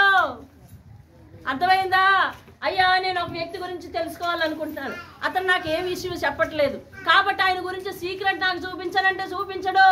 నీ భవిష్యత్తులో ఎలా ఉండబోతుందో, నీ జీవితానికి ఏదైనా ఆపద ఉండబోతుందో, నీ మరణ దినముల దగ్గర పడ్డాయేమో, లేకపోతే నీ బిడ్డల భవిష్యత్తు ఎలా ఉండబోతుందో, నీవు ఎలాంటి పంట పండించబోతున్నావో, లేకపోతే ఎలా పతనం అవ్వబోతున్నావో, నువ్వు దాచుకుంటున్న లక్షణం ఏమిటో అన్ని దేవుడు నీకు బయలుపరుస్తాడు. మర్మములను బయలుపరిచే దేవుడు. దేవుని స్తోత్రం కలిగి. అంతేగాని ఎదుటి వారి విషయంలో నాకు చూపించు ప్రభు అంటే ఈ ఫోనే చూపించాడు. అర్థమైందండి? ఆయన అలా చూపించడు. నిన్న ఒక సేవకుల్లో ఒక ఆమె వచ్చి చెప్తాను ఏమనంటే, మా పాస్టర్ గారు నన్ను అసలు చర్చిలోనికి రానివ్వలేదండి, లేదా వెళ్ళడానికి నాకు మనసు రాలేదండి, అది ఇది అనిపిస్తుంది. ఏమ్మా ఏదో డిస్ప్యూట్స్, ఏదో ఈమె దర్శనం కనిపించిందంట. అర్థమైందండి? కొన్ని దర్శనాలు బలిపీఠానికి మనం దూరం చేయకూడదు. సేవకుని మీద ఏదో దర్శనం వచ్చిందంటే ఈమెమో బయట కుర్చీ చేసుకుని అలిగి కూర్చున్నారా? అలా అవడానికి వీల్లేదు, అలా అవడానికి వీల్లేదు, అలా అవడానికి వీల్లేదు. ఏ దర్శనము నీ భవిష్యత్తును బాగు చేయాలి. దర్శనాలు నీ జీవితాన్ని పునరుద్ధరించాలి. దర్శనాలు వ్యవస్థను బాగు చేయాలి. దర్శనాలు మనలను బాగు చేయాలి. మనల్ని ఒక సక్రమమైన రైతులో పెట్టాలి. రాబో ఆపదను ముందే మేల్కొని ప్రార్థించగలగాలి. ఆత్మీయ స్థితిలో నిన్ను నన్ను బలపరచాలి. ఆయన పాదాల మీద పడేటట్టు చేయాలి. ఆయన సముఖానికి అంటి పెట్టుకుని ఉండేటట్టు చేయాలి. ఆయన బలిపీఠం తాళ్ళకు మన ఆత్మను తగిలించేటట్టు చేయాలి. అంతేగాని దేవుని పాదపేయడానికి నిన్ను నన్ను దూరం చేసేది ఏది కూడా సరైన దర్శనం కాదు. దేవుని స్తోత్రం కలగాలి. సాధారణంగా మీరు ఎన్ని గంటలు లేచి ప్రార్థన చేస్తారు? మీరు అందరూ 2 గంటలు లేచి ప్రార్థన చేసేవాళ్ళు ఎవరున్నారు? 6 గంటల నుంచి 9 గంటల వరకు, సాయంత్రం 6 గంటల నుంచి 9 గంటల వరకు మొదటి జామ్ అంట. వాళ్ళు యోధావారి సాయంత్రం నుంచి లెక్కేస్తారు స్టార్ట్. 6 నుంచి 9 గంటల వరకు ఒక జామ్, 9 నుంచి 12 వరకు రెండో జామ్, 12 నుంచి 3 గంటల వరకు మూడో జామ్, 3 గంటల నుంచి 6 గంటల వరకు 4 జాములు, 4 జాములు. ఏమండి? ఈ 4వ జాములో ఆత్మీయ స్థితిలో మనం అభివృద్ధి చెందకుండా దురాత్మల దాడి మన మీద జరుగుతూ ఉంటది అని భక్తులు చెప్తా ఉన్నారు. దురాత్మల దాడి జరుగుతుంది. అందుకనే వేకునే లేచి ప్రార్థన చేయమంటాం. ఎందుకు? నేను రాత్రి పడుకునేసరికి ఎంత అయింది అనుకుంటున్నావు రాము? 2:30 అయింది. ఉదయాన్నే ఎలా లేచిపోతాను, అందుకని 9:30కి లేచాను అని అన్నావు అనుకో, ఈ లోపల నీకు ఒక దురాత్మల దాడి నీ మీద జరుగుతుంది. అంటే దురాత్మల దాడి జరుగుతుందని ఇంక అక్కడి నుంచి అన్ని కట్టించేసుకుని కూర్చోకండి ఇంట్లో. అర్థమవుతుందండి? దురాత్మల దాడి అని అనగా నిన్ను అతడు అపరాధ భావంలో ఉంచుతాడు. చూడు, నువ్వు లేటుగా లేచి, రోజు కరెక్ట్గా లేచి, ఒక రోజు లేటుగా లేచి చూడు, ఆ రోజంతా నువ్వు న్యూనత భావంతో ఉంటావు. ఎలా తెలుసా? ఈరోజు లేవలేకపోయింది, ఈరోజు ప్రార్థన చేయలేదు, ఈరోజు ఉదయం ప్రార్థన చేయలేదు అనే న్యూనత భావంతో ఉంటావు. ఒక అపరాధ భావంతో, ఒక నిరాశ భావంతో, ఒక నిస్పృహలతో కూడిన భావంతో నువ్వు రోజంతా చీకటిగా బ్రతికేటట్టు, నిరాశతో బ్రతికేటట్టు చేయడమే అపవాది పని. ముందు అలా కదుపుతాడనమాట. తర్వాత అతను మాట వింటున్నావో లేదో చూస్తాడు. మొదటి రోజు పడుకున్నావు అనుకో, రెండో రోజు కూడా వచ్చి ఉదయాన్నే నీకు లాలిపాట, పడుకో, ఇంకాసేపు పడుకో, ఇంకాసేపు పడుకో. దానికో లాజిక్ కూడా ఇస్తాడు. ఈరోజు ఎన్ని పనులు ఉన్నాయో తెలుసా? నువ్వు అడ్డోడు వెళ్ళాలి, అక్కడికి వెళ్ళి తుని వెళ్ళాలి, అక్కడి నుంచేమో నావరం వెళ్ళాలి, అక్కడి నుంచేమో ఇంకో చోట వెళ్ళాలి, అక్కడి నుంచి నర్సీపట్నం వెళ్ళాలి. ఇన్ని చోట్ల తిరగాలని నీ శక్తి సరిపోదు, ఇంకో అరగంట రెస్ట్ తీసుకో, ఇంకో అరగంట రెస్ట్ తీసుకో అని చెప్తా ఉంటాడు. వాడు చెప్పే దాంట్లో నీకు లాజిక్ కనిపిస్తుంది. ఆహా, నా శ్రేయాభిలాషి అని చెప్పి పడుకుంటాం అనమాట. అలా పడుకోవడం చూసి చూసి చూసి నీ జీవితంలో ఉదయకాల సమయంలో నువ్వు దేవుని దగ్గర నుంచి అందుకునే ఆ ఆశీర్వాదాలు అందుకునేవాడు. అదే కాలము దేవుడు నీకు దర్శనాలు ఇచ్చే కాలము. 3 నుంచి 6 సమయం నీకు దర్శనాలు ఇచ్చే కాలం, నిన్ను దర్శించే కాలం అదే. దేవదూతలు నీ మీద దాడి జరగకుండా పనిచేసే కాలం అదే, అపవాది నీ మీద దాడి చేయడానికి పనిచేసే కాలం అదే. కాబట్టి నీ ఇంట ఏ అపాయము రాకుండా, అతడు ఏదైనా అపాయం ఉన్నచో అతడు దర్శనాలు చూపించి నిన్ను ఆత్మీయ స్థితిలో బలపరిచే సమయం కూడా అదే. కాబట్టి రీజన్స్ మాట్లాడద్దు. ఇన్ని గంటలు ప్రార్థన చేస్తే ఏమైంది, అన్ని గంటలు ప్రార్థన చేస్తే ఏమైందని మాట్లాడద్దు. రాత్రికాల సమయం వరకు 12 వరకు నువ్వు కష్టపడినా, 1 గంట వరకు ఇతరుల కొరకు ప్రార్థన చేశానని నేను చెప్పినా, ఉదయాన నా శ్రేయస్సు కొరకు, నా కుటుంబ శ్రేయస్సు కొరకు ఆ జాములో నేను లెగిసి ప్రార్థన చేయడం నాకెంతో శ్రేయస్కరం, సంఘానికి ఎంతో శ్రేయస్కరం, కుటుంబ యజమానిగా నా ఇంటికి శ్రేయస్కరం, నాకు శ్రేయస్కరం. దేవుని స్తోత్రం కలుగును గాక. హల్లెలూయా, హల్లెలూయా. కాబట్టి దేవుని యొక్క ఆ యొక్క దర్శన కాలం, ఆ దర్శన కాలంలో దేవుడు మనకు అనేక సంగతులు బయలుపరుస్తాడు, అనేక విషయాలు నేర్పిస్తాడు. మనము ప్రార్థించేవారం అయి ఉండాలి. మర్మములను బయలుపరిచి దేవుడు మనకు పరలోకమందు ఒకడున్నాడు. దేవునికి స్తోత్రం కలుగును. మర్మములను బయలుపరిచి దేవుడు పరలోకమందు ఒకడున్నాడు మనకు. దానియేలు వెళ్ళి చెప్తున్నాడు, అయ్యా ఈ విషయం ఎవ్వరికి తెలియదు, ఎవరు చెప్పజాలరు. మర్మములను బయలుపరిచి దేవుడు పరలోకమందు ఉన్నాడు. దేవునికి స్తోత్రం కలుగునుగాక. హల్లెలూయా. కాబట్టి అట్టి దేవుని కలిగి ఉన్నావు నువ్వు. మన రహస్యములు ఎరిగే దేవుని కలిగి ఉన్నావు నువ్వు. కాబట్టి దయచేసి అయ్యా నా గురించి నాకు చూపించు, నేను ఎలా మార్చుకోవాలో నాకు చూపించు, నా కుటుంబాన్ని ఎలా నడిపించుకోవాలో చూపించని నువ్వు అడుగు. సలహా చెప్పు, దేవుడు పరలోకమందు ఉన్నాడు. దేవునికి స్తోత్రం కలుగునుగాక. చెప్పు, సలహా చెప్పు, దేవుడు ఎక్కడున్నాడు? భవిష్యత్తును చూపించే దేవుడు ఎక్కడున్నాడు? నీ కొరకు సమస్తాన్ని సిద్ధపరిచే దేవుడు ఎక్కడున్నాడు? పరలోకమందున్నాడు. దేవునికి స్తోత్రం కలుగునుగా. మరి దేనికి ఆకాశమందు నువ్వు ఉంటుండగా నేను దేనికి భయపడినాను అంటాడు ఎవరు? దావీదు. ఆకాశమందు నువ్వు నాకు ఉంటుండగా నేను దేనికి భయపడను. దేవునికి స్తోత్రం కలుగునుగా. కాబట్టి దేవుణ్ణి కలిగి ఉండి పిరికిగా జీవించొద్దు. దేవుణ్ణి కలిగి ఉండి దేనికి భయపడద్దు. దేవుడు మన భయాలను తీసివేయ దేవుడు. యెషయా గ్రంథం 41 నుంచి మిగిలిన అధ్యాయాలు చదువుకుంటా వెళ్తే ఆయన నిన్ను భయపడొద్దనే చెప్తా ఉన్నాడు. భయపడకమని నేను నీతో చెప్పుచు నీ కుడి చేయిని పట్టుకుంటాను అని చెప్తా ఉన్నాడు. చూడండి, యెషయా గ్రంథం తీయండి ఒకసారి. యెషయా గ్రంథం 43వ అధ్యాయము. గాలికి పేజీలు ఎగిరిపోతున్నాయండి, అందుకే నేను ఇక్కడ తీయలేకపోతున్నాను. 43వ అధ్యాయము. భయపడకము, నేను నీకు తోడై ఉన్నాను. తూర్పున అదే చూడండి, 5వ వచనం చూడండి. భయపడకము, నేను నీకు తోడై ఉన్నాను, తూర్పు నుండి నీ సంతానమును తెప్పించదను, రప్పించదను, అప్పగింపమని ఉత్తర దిక్కుకు ఆజ్ఞ ఇచ్చదని, బిగబట్టవద్దని దక్షిణ దిక్కుకు చెప్తాను. ఇవన్నీ ఎప్పుడు చెప్తాడు? నువ్వు ఆయన పాదాల దగ్గరికి వెళ్ళినప్పుడే. అర్థమవుతుందండి? ఆయన పాదాల దగ్గరికి వేకోజామున వెళ్ళినప్పుడే 4 దిక్కులకు ఆయన ఆజ్ఞ ఇస్తాడంట. ఎవరు నా కుమారుని విషయంలో నువ్వేం ఆటంకం పెట్టడానికి వీల్లేదు అని. మొన్న రాత్రి సమయంలో మాట్లాడారు కదా, భూమిని మారిస్తే పంట బాగా పండుతుందా, మనసును మారిస్తే పంట బాగా పండుతుందా? చెప్పండి. మనసు మారిస్తే. ఎందుకంటే వాళ్ళు చాలా కష్టపడ్డారంట, కానీ 10 ఎకరాల పొలము ఎంత ధాన్యాన్ని ఇచ్చిందంటండి? కుంచుడు ధాన్యాన్ని ఇచ్చింది. ఎందుకలా అయింది? ఎందుకు అనంటే వారు దేవునికి తగిన ఫలం ఫలించలేకపోయారు, అందుకని వారి పంట లేదు. దేవుడు ఆశించిన ప్రతిఫలం నువ్వు కనిపించనిస్తే దేవుడు నీ జీవితంలో నువ్వు ఆశించిన ప్రతిఫలాన్ని కనిపించనిస్తాడు. ఆయన ఆకాశం నుండి నీ కోసం వేచి ఉన్నది, పని చేస్తున్నది దేనికేనంటే నిన్ను అభివృద్ధి చెందించటానికే. కానీ దేవుని దగ్గరికి వచ్చి నువ్వు నష్టపోతున్నావు, దేవుని దగ్గరికి వచ్చి నీ జీవితం అతలకుతలమైంది, దేవుని దగ్గరికి వచ్చి నువ్వు ఇప్పటికీ లాభం పొందలేదు లేదా వర్ధిల్లలేదు అంటే కారణం ఏంటంటే అసలు నీ భూమి సరిగా ఉందో లేదో, అందులో ఉన్న రాళ్ళను దేవుడు తీసేస్తానన్నప్పుడు తీసేయించుకున్నావో లేదో, ఆయన మాటకు లోబడ్డావో లేదు, లేకపోతే నీ జీవితం ఎంతగానో దేవుడు ఆశీర్వదించి ఉండేవాడు ఈ పాటికే. దేవుని స్తోత్రం కలుగు. ఇప్పుడైనా పర్వాలేదు, మర్మములను బయలుపరిచే దేవుడు, జ్ఞానమును ఇచ్చే దేవుడు, వివేకమును అనుగ్రహించే దేవుడు, బలాన్ని అనుగ్రహించే దేవుడు, ఏమండి మనకు ఆటంకంగా ఉన్నవి తొలగించే దేవుడు. ఆయన ప్రతిదీ మారుస్తాడంటే he changes, he removes, he develops. నిన్ను అభివృద్ధి చెందిస్తాడు, నీకు ఆటంకంగా ఉన్నవి తొలగిస్తాడు, నీ పరిస్థితులన్నీ మారుస్తాడు ఆయన. దేవుని స్తోత్రం కలుగు. హల్లెలూయా. ఇప్పుడు దానియేలు ఎంతమందిని రక్షించాడు చెప్పండి? దానియేలు ఎంతమందిని రక్షించాడు చెప్పండి? ముందు వాళ్ళ ఇంటి వాళ్ళని రక్షించుకున్నాడు, అవునా? మన నలుగురు సేఫ్ రా బాబు, నలుగురు సేఫ్.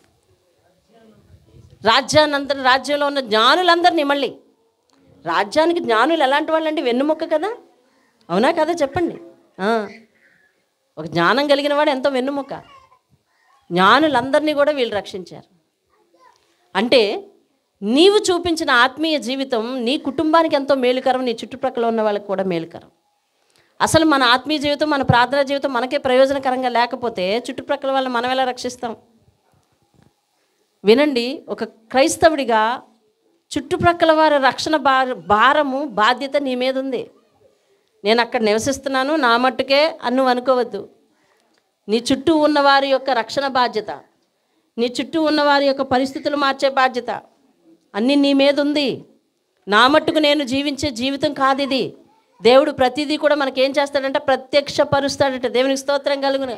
అవతలగా వారి గురించి నువ్వు ప్రార్థన చేసినప్పుడు, వారి జీవితం గురించి ఏదన్నా నీకు మరి ఇండికేషన్ వచ్చినప్పుడు, దర్శనం వచ్చినప్పుడు వారితో చెప్పి వాళ్ళని భయపెట్టడం కాదు, కానీ వారి గురించి ప్రార్థన చేయాలి. దేవునికి స్తోత్రం కలుగును గాక. వారి కష్టాలు తెలుసుకోవాలి, అడిగి తెలుసుకోవాలి. నేనే తలుపు మూసుకొని బ్రతుకుతాను అంటే అయ్యేది కాదు ఇది. నువ్వు బాగుపడాలి, నీ చుట్టుప్రక్కల ఉన్న వాళ్ళందరినీ బాగుపరచాలి. దేవుని స్తోత్రం కలుగునుగా. హల్లెలూయా.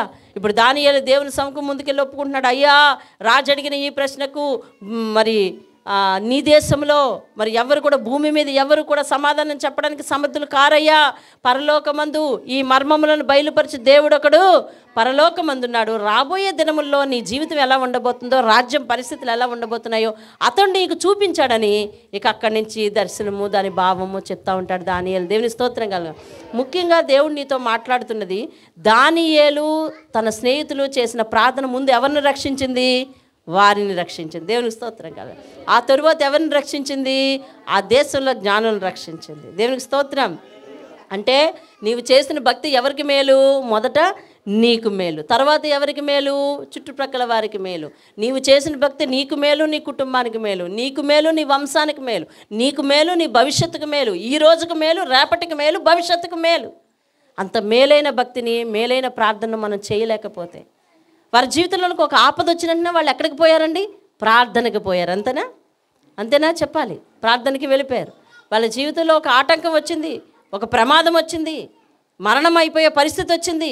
అప్పుడు వాళ్ళు వెంటనే చేసింది ఏమిటి? నలుగురు కలిపి ఏం చేశారండి? ప్రార్థన చేశారు. దానియేలు వాళ్ళ స్నేహితులు ఎప్పుడెప్పుడు చేశారండి ప్రార్థన? రాత్రంతా చేశారు. మన జీవితంలో కష్టాలు కుప్పలు అయిపోతున్నాయి, కానీ మనం నిద్ర మానలేకపోతున్నామండి. మీలో ఆల్ నైట్ ప్రేయర్కి రమ్మంటే ఎంతమంది వస్తారండి చెప్పండి? కొంతమందే వస్తారు. సంఘంలో 140 మంది ఉంటుండగా ఏమండి యెషయా గ్రంథ ధ్యానాలు మొదలవుతుంటే ఆ యెషయా గ్రంథంలో ఏముందో విందామనే ఆసక్తితో క్రమం తప్పకుండా వస్తున్న కుటుంబాలు ఉన్నాయి. నచ్చినప్పుడు వచ్చే కుటుంబాలు ఉన్నాయి. అస్సలు ఇప్పటికీ 4 రోజులు, స్టిల్ 4 days అయింది, ఇప్పటికి అడుగు పెట్టిన కుటుంబాలు కూడా ఉన్నాయి. కారణం, వాక్యం అనే దాని మీద ఆసక్తి లేకపోతే, దేవుని మందిరం మీద ఆసక్తి లేకపోతే ఎలా దీవించబడతావు నువ్వు? ఎలా ఆశీర్వదించబడతావు నువ్వు? విశ్రాంతి దినాన్నే క్రమం తప్పకుండా పాటిస్తే అక్కడ సెట్ అయిపోద్ది ఆత్మీయ జీవితం. ఇక తర్వాత అన్నీ కూడా దేవుడే చూసుకుంటాడు అనే ధైర్యం నీకు వస్తుంది. నావన్నీ దేవుడే చూసుకుంటాడనే ధైర్యం లేనంత వరకు నీ పరిస్థితులు నువ్వే ఏదాలి, నువ్వే ఎత్తా ఉండాలి, నీ పరిస్థితులు నువ్వే ఎత్తా ఉండాలి. ఒంటరి పోరాటం అయిపోతుంది. దేవుణ్ణి తోడు తీసుకెళ్ళాలి అంటే నువ్వు మందిరానికి రావాలి. విశ్రాంతి దినం రోజు ఆయన దగ్గర ఏ పని చేయకుండా కాసేపు కూర్చొని ఆయన దగ్గర చక్కగా ఆయన మాట వినిపోవాలి. అప్పుడు దేవుడు నీతో కూడా వస్తాడు. అప్పుడు నాతో దేవుడు ఉన్నాడని నీకు ధైర్యం వస్తుంది. ఆ ధైర్యమే నిన్ను అనేక విషయాలలో విజయుడిగా నిలబెడుతుంది, సాక్షిగా నిలబెడుతుంది. ఇవన్నీ మాని ఏదేదో వెంపర్లాడతామంటే ఒంటరి ప్రయాణం అయిపోతుంది మనల్ని. ఇప్పుడు దానియేలుకి కష్టం వచ్చినట్టునే ఇంటికి వచ్చి ప్రార్థన చేశాడు. మన జీవితాల్లో కష్టాలు కుప్పలుగా పేరుతున్నాయి, కానీ మనం ఏనాడు కూడా ప్రార్థన చేసిన వారంగా ఉండట్లేదు. ఒక రాత్రి ఆయన కోసం మేలుకొని ప్రార్థన చేయగలవా? ఒక తెల్లవారి లేచి ప్రార్థన చేయగలవా? అర్ధరాత్రి లేచి ప్రార్థన చేయగలవా? ఈ కష్టం పోయే వరకు నేను ప్రార్థన చేస్తాను తీర్మానం చేసుకోగలవా? చేసిన తీర్మానాల్లో నుంచి వెనకడుగు వేసుకొని వెనక్కి వెళ్ళిపోతే ఎటు ప్రయాణం పోతుంది? వెనకడుగు లేస్తా ఉన్నావా? దేవుని వాక్యం నిన్ను నన్ను ప్రశ్నిస్తుంది, వినాలి మనం. కష్టం ఎందుకు వచ్చింది అంటే, ఒకటి మన ఆత్మీయ స్థితిని పునరుద్ధరించడానికి కావచ్చు. నష్టం ఎందుకు వచ్చిందంటే మన ఆత్మీయ జీవితాన్ని పునరుద్ధరించడానికి కావచ్చు. నువ్వు దాన్ని సెట్ చేసుకో. ఆ లోటును దేవుడు పూడ్చకపోతే నన్ను అడుగు. ఈ లోటును సరి చేసుకో, ఆ లోటును దేవుడు సరి చేస్తాడు. దేవునికి స్తోత్రం కలుగును. క్రైస్తవునికి ప్రార్థనా జీవితం లేకుండా ఎవరు క్రైస్తవులని పేరు చెప్పద్దు. ప్రార్థనా జీవితం, ప్రార్థన చెయ్యని వాడు కుటుంబానికి మేలు చేస్తానని అనుకోవడం తప్పు. మీలో చాలామంది తండ్రులు ఉన్నారు, తల్లులు ఉన్నారు. మీరు ప్రార్థన చేయకుండా నా పిల్లలకు మేలు జరగాలని కోరుకోవద్దు, తప్పు. అందులో జరగదు. మేలైనవి వాళ్ళు అనుభవించాలి అని అంటే నువ్వు ప్రార్థన చేయాలి. మేలైనవి అనుభవించాలంటే నువ్వు ప్రార్థన చేయాలి. లేకపోతే కుటుంబానికి ఏదన్నా ఆశీర్వాదాలు ఇద్దామని దేవుడు వాకిట్లో నిల్చున్నా అవి ఇంటిలోనికి రాకుండా, పిల్లల నెత్తి మీదకి రాకుండా నువ్వే ఆటంకంగా గుమ్మానికి అడ్డంగా నిలబడుతున్నట్టు అయిపోతుంది. మనం మార్చుకోవాలి, మనం మార్చబడాలి. దేవుని స్తోత్రం కలుగునుగా.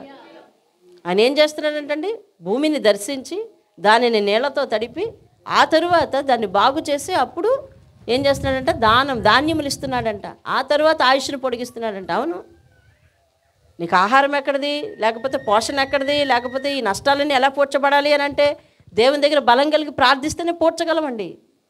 లేదంటే మన ఆత్మీయ స్థితి పడుకున్నట్టుగా ఉండకూడదు, మన ఆత్మీయ స్థితి కునుకుతున్నట్టుగా ఉండకూడదు, మన ఆత్మీయ స్థితి నీరసించినట్టుగా ఉండడానికి వీల్లేదు.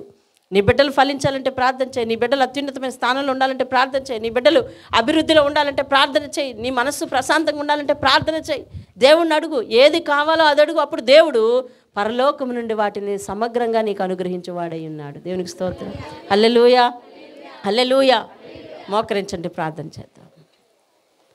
జ్ఞాన వివేకములు దయచేయు దేవుడు, జ్ఞాన బలములు కలిగిన వాడు, వివేకమును దయచేయు దేవుడు, జ్ఞానమును ఇచ్చు దేవుడు, కాలములను మార్చు దేవుడు, మర్మములను మరుగైన సంగతులను బయలుపరచు దేవుడు. అదే దేవుడు నా జీవితంలో మరుగును ఉంచుకున్న పాపాన్ని కూడా గమనించగల దేవుడు. అది మర్చిపోకూడదు మనం. ఈరోజు నీ పాపం ఎవరికి తెలియకపోయినా, నీ దోషం ఎవరికి తెలియకపోయినా నీ దేవునికి తెలుసు. ఆ విషయాన్ని కూడా గమనించాలి మనం. దేవుడు ఏం మాట్లాడుతున్నాడు ఈరోజు నీతో? దేవుడు ఏం చెప్తున్నాడు నీతో?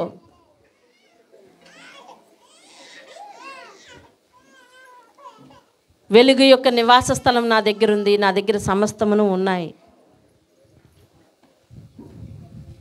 జ్ఞానమా, కాలమా, లేకపోతే పోషణ, అన్నీ నా దగ్గర ఉన్నాయి.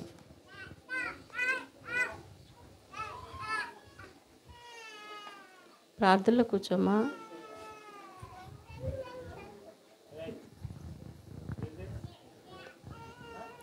ఏం కావాలి నీకు? ప్రార్థించు. స్వచ్ఛతతో ప్రార్థించు, పాపాన్ని విడిచిపెట్టి ప్రార్థించు. లేదా నా పాప రహస్యమును కూడా ఎరిగిన దేవుడు అతడు. కీర్తనల 50 అధ్యాయం చివరిలో అంటాడు, నీ విట్టి పనులు చేసినను నేను మౌనినై ఉండుట వలన నేను కూడా నీ వంటి వాడినే అనుకుంటున్నావు.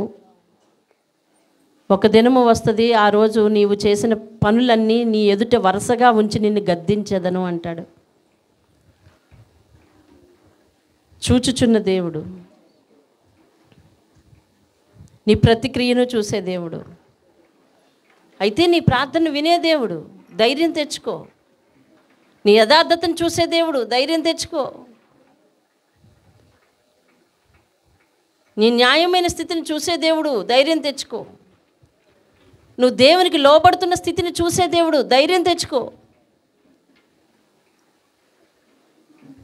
అతనికి కళ వీరి ప్రాణ సంకటానికి వచ్చింది. కానీ దానియేలుకు కళ రివీల్ అయ్యి మరలా రాజు ఎదుటికి ప్రత్యక్షమయ్యి అది చెప్పిన వరకు అందరికీ ప్రాణగండం కొంతకాలం ఉంది. కష్టాలు మన జీవితాల్లోనికి తెచ్చిన గండాలు కొంతకాలం ఉంటాయి. అంత మాత్రం చేత దేవుడు విడిచిపెట్టేస్తున్నాడు తప్పించడానికి అనుకోవద్దు. అయ్యా, నీ సన్నిధిని నేను ఎలా నడుచుకుంటున్నానో చూడు అని చెప్పి తప్పించుకో. లేదా నన్ను క్షమించునా నాయన, ఈనాటి నుండి నేను అలాగూ చేయను. దేవుడు మొదటి ప్రార్థన చేసిన వాడిని మెచ్చుకుంటాడు, రెండో ప్రార్థన చేసిన వాడిని ఇంకా మెచ్చుకుంటున్నాడు. ఇక నుంచి చేయనని ఎప్పుడైతే తీర్మానం చేసుకున్నావో ఆయనకి నువ్వు నచ్చుతావు. ఆయనకి నువ్వు నచ్చుతావు. నీ దగ్గర నుంచి ఆ ఒప్పుకోలు మాట ఆయనకి ఎంతో ఇష్టమైనది. వేలాది బలులు అర్పించుట కంటే ఒక పాపి రక్షణ ఎంతో ఆనందం ఆయనకు. ఆయన బలిని కోరలేదు, కనికరాన్ని కోరుతున్నాడు. కాబట్టి కనికరం ఇస్తాడు. అయ్యా, నా జీవితం ఏమైందో, నా పిల్లల జీవితం ఏమైందో, దయచేసి ఎటువంటి ఆపదున్నా నాకు బయలుపరచునా నాయన. నా పాపం ఎరిగిన దేవుడు, నా విధేయత ఎరిగిన దేవుడు క్షమించునా నాయన. నా ప్రార్థన జీవితాన్ని ఎరిగిన దేవుడువు, నా తగ్గింపు జీవితాన్ని ఎరిగిన దేవుడు నన్ను రక్షించిన నాయన. ఎవరు ఏ విధమైన ప్రార్థన చేస్తారో చెయ్యండి. దేవుడు మీ ప్రార్థన విని దేవుడు. మందిరంలో ఉన్నావు, బలి ఇవ్వటానికి వచ్చావు, నీ చెడుతనాన్ని ఇక్కడ బలి ఇచ్చేయి. దేవుడు ఏది మార్చుకోమని నేను హెచ్చరించాడు అది ఇక్కడ బలి ఇచ్చేసెళ్ళు. బలిపీఠం దగ్గరికి వచ్చిన తర్వాత బలి ఇవ్వకుండా లేవకూడదు, బలి ఇవ్వకుండా ఖాళీ చేతులు తెల్లకూడదు, బలి ఇవ్వకుండా తిరిగి వెళ్ళిపోకూడదు. ప్రార్థన జీవితం లేదా ఏదైనా ఒక రహస్య పాపాన్ని విడిచిపెట్టలేకపోతున్నావా?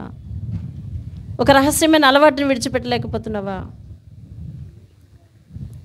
లేకపోతే ప్రార్థన చేస్తున్నానని చెప్పి చేయటం లేదా? సమర్పించుకున్నట్టే సమర్పించుకుని మళ్ళీ వెనక్కి తీసుకున్నావా? ఆడవాళ్లే కానీ మగవాళ్లే కానీ ఏ రకమైన యవనస్తులే కానీ ఏ రకమైన సమర్పణలో నువ్వు వెనక్కి పోయావు? అంతకుముందు నీ పరిస్థితి ఏమిటి? ఇప్పుడు నీ పరిస్థితి ఏమిటి? అంతకుముందు దేవుని యందు నీ మనసు ఎలా ఉంది? ఇప్పుడు ఎలా ఉంది? అంతకుముందు ప్రార్థనలో నీ మనసు ఎలా ఉంది? ఇప్పుడు ఎలా ఉంది? ఎందువలన అలా మార్చుకున్నావో రహస్యం ఎరిగిన దేవుడికి తెలియదా? బలి ఇచ్చి వెళ్ళు, బలి ఇచ్చి వెళ్ళు. ఈ సమయం నీ జీవితంలో ఎంతో ఆశీర్వాదకరంగా మారబోతుంది. మహాగణుడు అయిన మా తండ్రి, నీ పరిశుద్ధ పాదాలకు వందనాలు. వారిచ్చే బలిని స్వీకరించి వారిని అంగీకరించి వారి పాపమును, వారి దోషమును, వారి అశ్రద్ధను లేదా మా అశ్రద్ధను, మా పాపమును, మా దోషమును, మా నిర్లక్ష్యమును క్షమించి మా మనవులు అంగీకరించి అయ్యా మాకు ధాన్యం ఇచ్చి ఆయుష్ను పొడిగించి మీ నామానికి మహిమ తెచ్చుకోమని, మర్మములను బయలుపరచు దేవుడు, జ్ఞాన వివేకములు ఇచ్చు దేవుడు, కాలములను మార్చు దేవుడు పరలోకమందు మాకున్నాడు గనుక మేము మిమ్మల్ని వేడుకుంటున్నాం నాయన. మా ఆయుష్ను పొడిగించినందుకు వందనాలయ్యా. మా స్థితిగతులను క్షమించి మమ్మల్ని నాయన ఇంకా నాయనా తండ్రి కొంతకాలం మాకు ఇచ్చినందుకు వందనాలయ్యా. అయ్యా తండ్రి నూతన జీవితం ఇచ్చి నాయన మా దీపాన్ని ఆరిపోకుండా చేసినందుకు వందనాలయ్యా. సంఘం ఈరోజు సంతోష సమాధానాలతో ఉండగలుగుతున్నామంటే కేవలం నీవు ఇచ్చిన ఆ యొక్క కృప తండ్రి. అయ్యా నీకు వందనాలు. అవును, ఎదర మా జీవితంలో ఏ మలుపులో ఏ విధమైన ప్రమాదం ఉందో మీకే తెలుసునా నాయన. అవి బయలుపరచగల దేవుడు, తప్పించగల దేవుడు, రక్షించగల దేవుడు, కాపాడి మమ్మల్ని దాచగల దేవుడు నేను నాయన. నువ్వు పరలోకమందు మాకున్నావు. అట్టి సహాయం మా అందరికీ దయచేసి మీ నామానికి మహిమ తెచ్చుకోమని, మహిమా ఘనత ప్రభావాలు పొందమని యేసు నామంలో అడిగి వేడుకుంటున్నాను పరమ తండ్రి. ఆమేన్, ఆమేన్. అందరికీ వందనాలు. లేద్దాం, లేచి నిలబడదాం, కానుకలు చెల్లించుకుందాం.